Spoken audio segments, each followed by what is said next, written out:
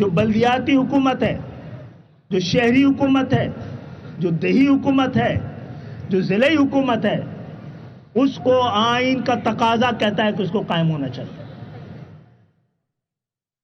تو یہ اب ہمارے ساتھ ساتھ میڈیا کی ذمہ داری بھی ہے جو یہ بتائے کہ واحد رستہ جس کے ذریعے جمہوریت کے ثمرات عام پاکستانیوں تک پہنچنے چاہیے، اس پر رکاوٹ کون بن رہا ہے؟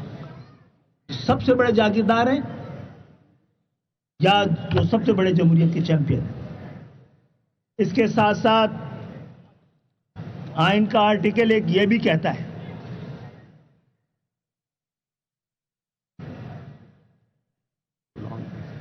ایک اور تقاضا یہ بھی کرتا ہے آئین کے آرٹیکل جو آئین بنانے، جو مزید صوبے بنانے کی بات کرتا ہے، تقاضا کرتا ہے، اختیار نہیں دے رہا، وہ تقاضا کرتا ہے کہ جب آبادی بڑھے، جب ضرورت بڑھے تو جس طرح ڈسٹرکٹ اور ڈویژن میں اضافہ ہونا چاہیے۔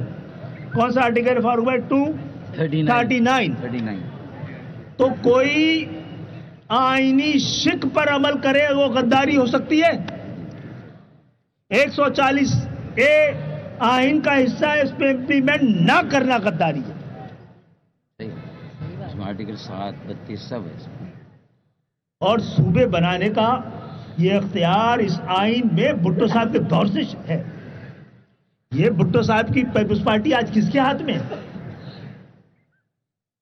جو اس مطالبے کو جو آئین میں اس وقت کے سارے زومہ نے ڈلوایا تھا، اس کو غداری کیا؟ جہاں تک 140A کا تعلق ہے، آپ کو یہ پتا ہونا چاہیے کہ 26ویں ترمیم میں بھی جہاں پہ تمام دوسری پارٹیاں وفاق کو بلیک میل کر رہی تھیں، اپنے ذاتی اور سیاسی مفادات کے بارے میں مذاکرات کر رہی تھی، وہاں پر متحدہ قومی موومنٹ نے ایک ہی شرط رکھی تھی 26ویں ترمیم کے وقت بھی، ہمیں اپنے لیے کچھ نہیں چاہیے، نہ ذاتی طور پہ، نہ سیاسی طور پہ، نہ تنظیمی طور پر۔ آپ پاکستان کے عوام کو اس کا حق جو آئین میں درج ہے وہ دیں۔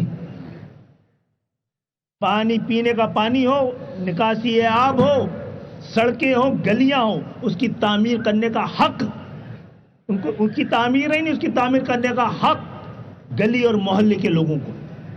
ایسی جمہوریت کا پاکستان کی عوام سمیت کسی کو ضرورت نہیں ہے جس کے ثمرات عام پاکستانیوں تک نہ پہنچ پائے۔ تو MKMY تاریخ کی صفحات پہ یہ درج ہونا چاہیے، اور آپ کو گواہ بنا کے کہہ رہے ہیں۔ ہم نے اس موقع پہ کوئی بلیک میلنگ نہیں کی۔ ہم نے 140 سے اس وقت تمام سیاسی جماعتیں اس سے گریزاں نظر آتی تھی، لیکن ہم نے اس مخالفت کو اپنے لیے مجبوری نہیں سمجھا، اپنی آواز بلند کرتے چلے گئے۔ آج ایوان میں ہم کھڑے ہیں تو ایک جماعت کے علاوہ تمام جماعتیں ہمارے ساتھ نظر آ رہی ہیں۔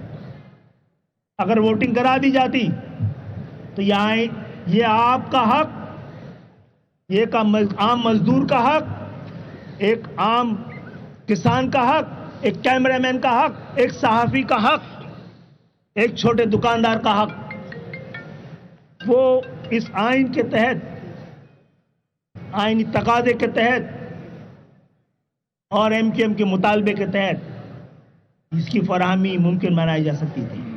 آپ سے آج بات کرنے کا اصل مقصد ہی یہی ہے کہ آپ گواہ رہیے گا۔ ہم نے عام پاکستانیوں کے لیے، اچھا ایک اور بات ہے، آج کے وقت میں، اس وقت آج کی سیاسی صورتحال میں اس مطالبے سے MKM کو کیا ملنا ہے بھائی؟ نہ ہمارے پاس بلدیاتی حکومت ہے، نہ صوبائی حکومت ہے، نہ وفاقی حکومت ہے۔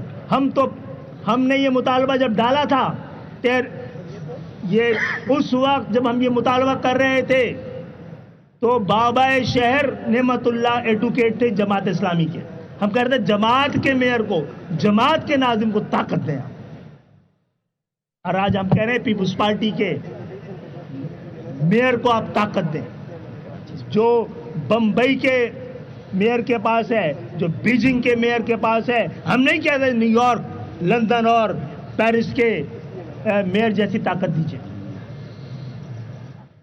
मनीला को देख ले, बैंकॉक को देख ले, फिर देख ले कराची की आबादी कितनी है और उसको कितना मिल रहा है। कराची लूट का माल नहीं है जनाब। जो आप समझते हैं कि आपके पास नहीं रहा था, आप भूखे मर जाएंगे जनाब। इस सूबे में 2 तबके हैं। एक वो